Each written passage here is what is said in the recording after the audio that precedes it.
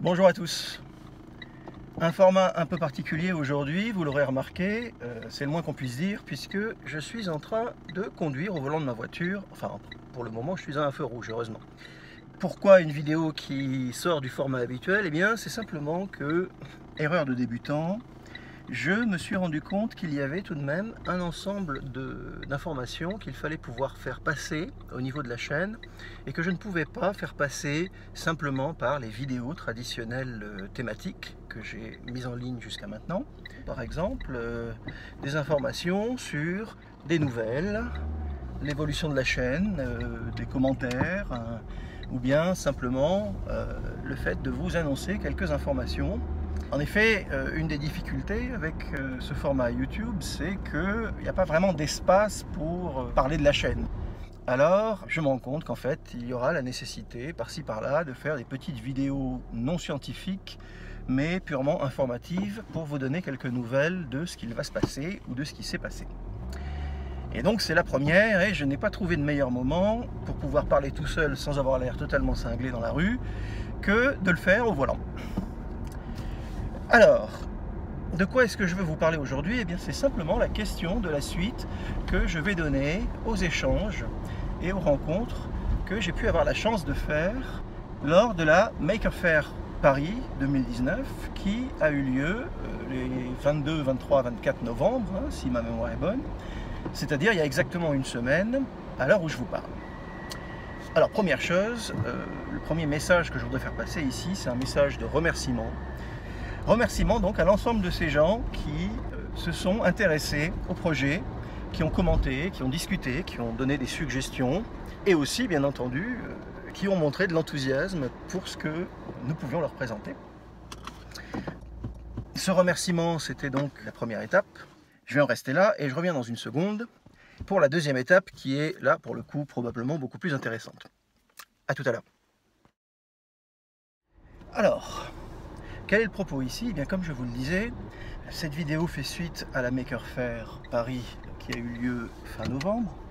Et une chose est apparue dans les discussions que j'ai pu avoir avec beaucoup de visiteurs, c'est que, indépendamment évidemment de l'exploitation des démonstrateurs comme support de leçons, il y avait un certain nombre de gens qui pouvaient être intéressés par les démonstrateurs en eux-mêmes, parce que, je le rappelle, ces démonstrateurs, au fond, ce sont aussi des instruments de mesure, et ces instruments de mesure peuvent très bien avoir un intérêt intrinsèque. Je pense par exemple à ce qui concerne la photoélasticité, ou la mini caméra thermique pas chère, qui peut être tout à fait utilisée au quotidien pour traquer les fuites thermiques chez vous. Et donc, il y avait clairement un intérêt à ce qu'une partie des documents relatifs à la construction de ces objets soit disponible avant même qu'on ait réalisé la vidéo pédagogique qui leur est associée. En effet, comme vous le savez, chacun des démonstrateurs que je présente en vidéo a vocation à être le support d'une leçon.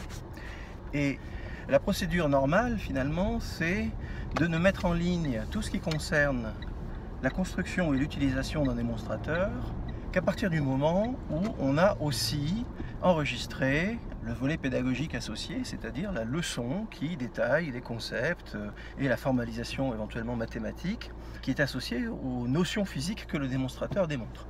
Or ça, évidemment, c'est un processus assez lent, vous le comprenez bien.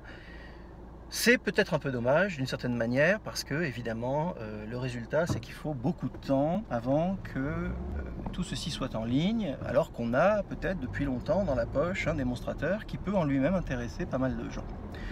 Comme vous le savez, cette chaîne est associée à un entrepôt numérique, c'est comme ça qu'on les appelle, GitHub. Donc chaque fois que vous verrez dans cette chaîne un démonstrateur, eh bien, tous les plans, toutes les explications, et y compris d'ailleurs les explications pédagogiques, seront liées et accessibles de manière libre dans cet entrepôt numérique GitHub.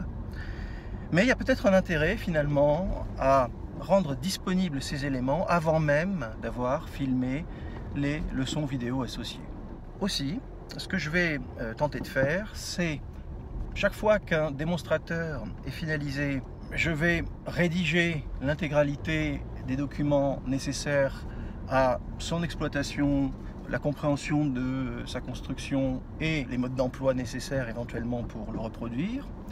Et une fois que ça se sera fait, eh bien, ce sera mis en ligne dans l'entrepôt numérique GitHub associé à la chaîne, parfois même avant que la vidéo pédagogique associée soit présente. Je posterai une petite capsule vidéo, une petite note comme celle que je suis en train de vous faire, dans laquelle je préviendrai les abonnés à la chaîne que les plans et les listes de matériel nécessaires pour construire le démonstrateur sont déjà disponibles dans l'entrepôt GitHub au répertoire associé et que bien entendu il faudra attendre probablement un peu plus longtemps avant d'avoir l'intégralité du dispositif avec la leçon associée. Mais en tout cas, les gens qui voudront déjà s'essayer à construire l'objet pourront déjà le faire sans attendre nécessairement que j'ai eu le temps de filmer l'intégralité des éléments du dispositif. Je vous invite évidemment à nouveau à vous abonner à la chaîne, mais la différence maintenant, c'est que vous devriez voir très rapidement une petite annonce vidéo dans laquelle je vous dirai tel démonstrateur à partir d'aujourd'hui a ses plans et sa liste de composants disponibles. Vous pouvez tout de suite aller consulter tout ça, télécharger ce qui vous intéresse et construire votre système. Alors, je voudrais insister à nouveau sur un point qui m'est très cher et que je répète systématiquement chaque fois que je parle de cette chaîne YouTube. C'est le fait qu'elle ne se conçoit ou elle ne pourra se concevoir que dans l'interactivité, que dans l'interaction entre les gens qui la suivent et moi-même ou nous-mêmes qui la nourrissons. Qu'est-ce que ça veut dire, interactivité? Ça veut dire que mon objectif n'est pas simplement de faire de cette chaîne une collection de vidéos pédagogiques.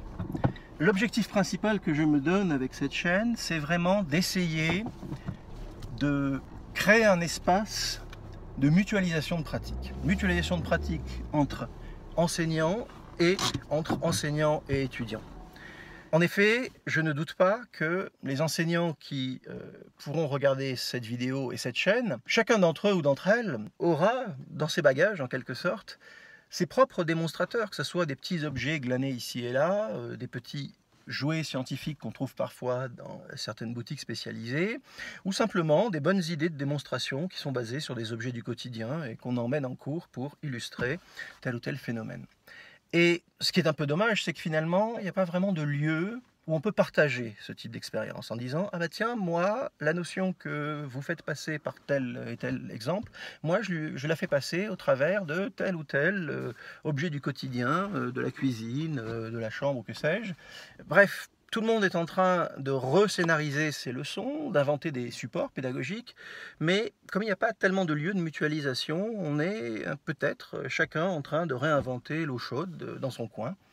Eh bien, c'est précisément l'un des objectifs de cette chaîne, en tout cas je l'espère, de devenir ce lieu de mutualisation ou un parmi d'autres de ces lieux de mutualisation. Ça veut dire que si vous construisez un démonstrateur que je vous ai proposé, ou si vous utilisez un démonstrateur pour construire une leçon autour, ou pour adapter une de vos leçons et illustrer quelque chose que vous enseignez, eh bien je vous invite vraiment, c'est très important, à me le dire en commentaire, à m'écrire directement et surtout à partager ce retour d'expérience avec moi afin que je puisse éventuellement le mutualiser aussi.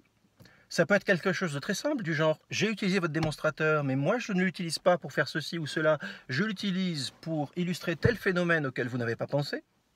Ça peut être aussi, j'ai utilisé votre démonstrateur, j'ai essayé de le construire, mais il y a quelque chose qui me semble plus intelligent, c'est de mettre telle vis à tel endroit, ou plutôt de modifier telle pièce, et ça permet d'observer ceci plus facilement, ou de réduire les coûts, ou que sais-je. Et ça aussi, c'est extrêmement précieux.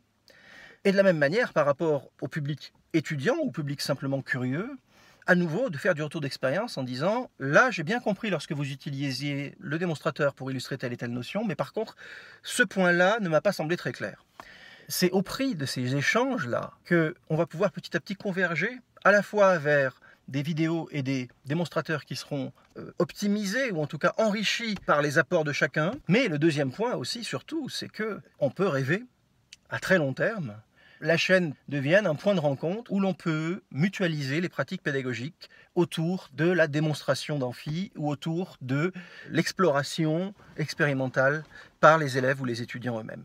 Et ça, c'est très important parce que les besoins pédagogiques qui sont à l'origine de la création de cette chaîne, ce sont les nôtres, mais ce sont aussi ceux, je pense, de tous les enseignants de n'importe quel type de sciences expérimentales. Et donc, je ne crois pas qu'il existe un enseignement des sciences expérimentales qui ne puisse pas bénéficier de ce type de mutualisation et de ce type de retour d'expérience. Je vous remercie beaucoup de votre attention.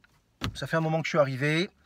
Mes voisins me voient parler tout seul dans la voiture. Ça ne fera qu'un élément de plus dans l'inquiétude qu'ils peuvent avoir de mes comportements bizarres habituels. Je vous remercie de votre attention à nouveau et je vous dis à très bientôt.